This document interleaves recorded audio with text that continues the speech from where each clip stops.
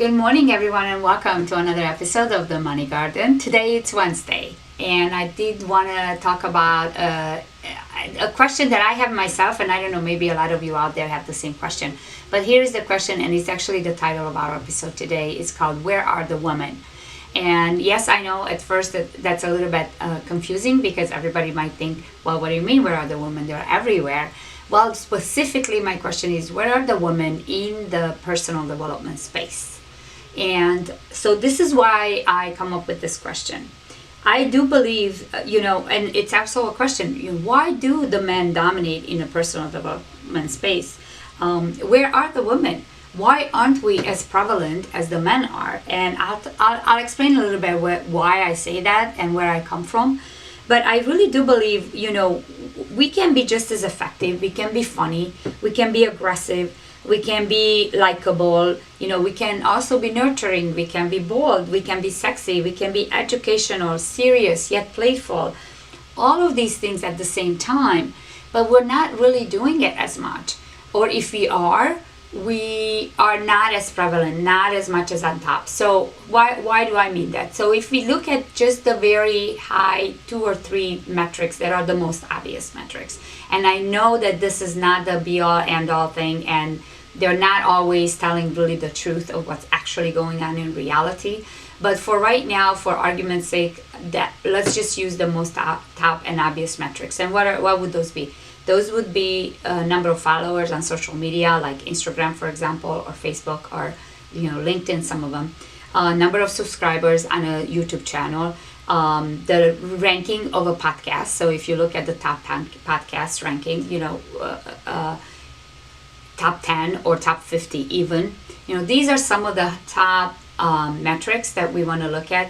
If you look at them closer, it's about 85 to 90% are men. The most known. Now we have some of the greats that are not alive with us today, but their legacy and their foundations go on and they continue making an impact in the world. So I'm thinking like Jim Rohn or Napoleon Hill, for example. But then we have some modern day really, really greats. For example, like Lewis Howes. We have Tony Robbins, of course. I mean, I think he's as great as it gets, really, and he's amazing, and he impacts so many lives today. We have John Maxwell, of course. We have Brendon Burchard. He's a high performance or peak performance coach.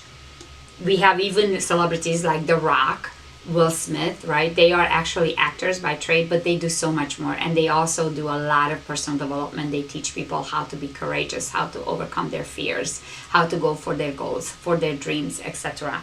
But when you really look, even Grant Cardone, so everybody knows Grant Cardone, or people that know Grant Cardone, he's mainly in the real estate space. He's a real estate mogul. But if you listen to what he puts out there on social media, YouTube videos, his books, his podcast even, it's a lot more than just real estate. He really talks about for people how to not be addicted to the approval of others, how to be courageous to go for what you want, how to do the right thing, how to focus on building wealth, how to not care about what people say or think, or the naysayers or people that put you down, but just, really be true to yourself and go for that. So all of this is really personal development. And when, once again, if we just look just purely on the metrics that are more obvious out there, the majority are men. Who are the women? There are some women. I'm thinking Mel Robbins. She wrote a book called The 5-Second Rule, and she's fantastic. She's really, really great about, number one is sharing her own personal experience and struggles with depression, and how the 5-second rule helped her turn her life around, and she really impacts a lot of lives with that. We have Marie Forleo. She wrote a book called Everything is Figureoutable, which is really a great book. And then we have, for example, Rachel Hollis. She wrote a couple of books. The more famous ones are Girl, Stop Apologizing and Girl, Wash Your Face. And these are amazing women, and they are really doing fantastic work out there. But once again, if we look at the top podcasts, top subscribers, most followers, 85 to 90% are men, and only a small percentage are women. And that doesn't mean that there is not a ton of women out there. I know there are, because I actually follow many of them. and listen to what they put out there and their content, but they are not as prevalent. Why aren't they in the top 10? Why aren't they in the top 20 or top 25, right? Why do we have these other men like the Tim Ferrisses of the world? And, I can go on and on and on. Just off the tip of my head, I have so many men names come up, but yet for women, I have to start struggling to remember some of them. And that's the question, where are the women? So I have a couple of theories on it, but yet, so here's another thing, just to contrast that. If you look on YouTube, for example, for YouTube channel and subscribers, what are the top? There are women, and what do they use 9 out of 10 times to advance their message is their sexuality, whether they are fitness, in nutrition, or makeup, or anything like that, but it's always sexy pictures, right? And I don't want to go into the whole question of talking about, whether that's okay or not, or using their body. That's a whole other conversation, and I'm not here to tell them, I do believe a woman has the right to use her body in any way she wants to, but more importantly, why are those things, the women are more prevalent if you look at them in terms of number of subscribers, yet the men are a little bit falling, number 4, even Lewis House, he still has only about 500,000 subscribers on YouTube, versus a lot of women who are pushing their body forward, they have millions and millions of subscribers. So why is this direct contrast is my question. And I have 3 theories, and I'm going to share them with you, and I'll wrap this up for today. And of course, I invite you guys, if I'm missing anything, or you have a different opinion on it, or you agree or disagree, I absolutely would love to hear your comments and your thoughts on this. But these are my 3 theories why. Number 1, if I look at it closely, for men, it's very acceptable to be more aggressive, to even use profanity, to even be funny sometimes, and sometimes serious, right? For example, you have the Grant Cardoz or the Ed Milet's, or some of these guys. They use a lot of profanity, and a lot of times we're like, oh, well, that's just him, oh, yeah, he's a little abrasive, but, he's just him, listen to his content. Yet when a woman does it, automatically, first of all, we don't really use it that much because we don't feel comfortable using it, right?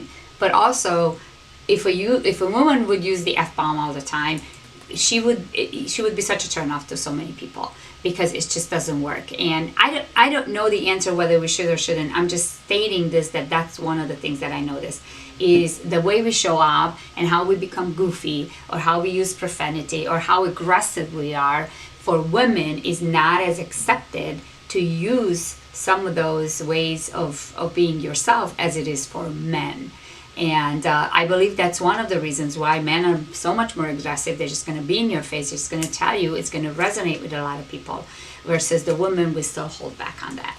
Number 2, men have a lot of this camaraderie where they just kind of support each other. And they constantly go like, hey, bro, hey, brother. Where women, we don't really do that much. And I don't know why. Why don't we do that much?